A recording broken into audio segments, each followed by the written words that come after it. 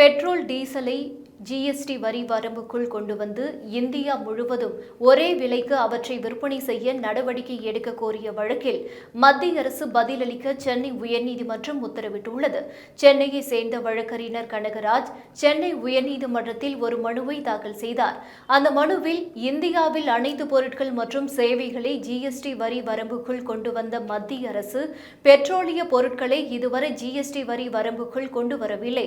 GST council பரிந்துரைப்படி petrol டீசலை GST வரம்புக்குள் கொண்டு வந்து மத்திய அரசு அறிவிக்கும் என தெரிவிக்கப்பட்டுள்ளது.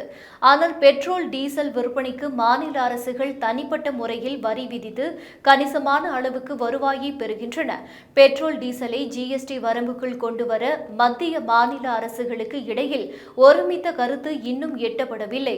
இந்தியா முழுவதும் ஒரே விலைக்கு பெட்ரோல் டீசலை விற்பனை செய்ய நடவடிக்கை எடுக்க கோரி 2023ஆம் ஆண்டு மத்திய நிதி அமைச்சகம் பெட்ரோலியத்துறைக்கு மனு கொடுத்துள்ளது. ஆனால் இதுவரை எந்த நடவடிக்கையும் எடுக்கப்படவில்லை என்று அந்த மனுவில் கூறியுள்ளார். இந்த வழக்கு பொறுப்பு தலைமை நீதிபதி கிருஷ்ணகுமார் மற்றும் நீதிபதி பாலாஜி அமர்வு முன் விசாரணைக்கு வந்தது. மனுதாரர் தரப்பில் வளைகுடா நாடுகளில் இருந்து கச்சா எண்ணெய் இறக்குமதி செய்வதை நிறுத்திவிட்டு இப்போது ரஷ்யாவிடமிருந்து குறைந்த விலைக்கு இந்தியா கச்சா எண்ணெயை வாங்குகிறது. ஆனால் இதன் மூலம் ஏற்படும் பலன்கள் மக்களுக்கு வழங்கப்படவில்லை. பெட்ரோல் டீசலை ஜிஎஸ்டி வரம்புக்குள் கொண்டு வந்தால் 100 ரூபாய்க்கு விற்கப்படும் பெட்ரோல் விலை 60 முதல் 70 ரூபாயாக குறையும் என்று தெரிவிக்கப்பட்டது. இதற்கு நீதிபதிகள் தமிழகத்தில் ரேஷன் பொருட்கள், வீட்டு வசதி பொருட்கள் முதலியவை இலவசமாக வழங்கப்படுகிறது, டாஸ்மாக் மட்டும் இலவசமாக வழங்கப்படவில்லை என்று கருத்து தெரிவித்தனர். மேலும் இது மத்திய அரசின் கொள்கை முடிவு என்பதால் எப்படி உத்தரவு பிறப்பிக்க முடியும் எனவும் நீதிபதிகள் கேள்வி எழுப்பினர்.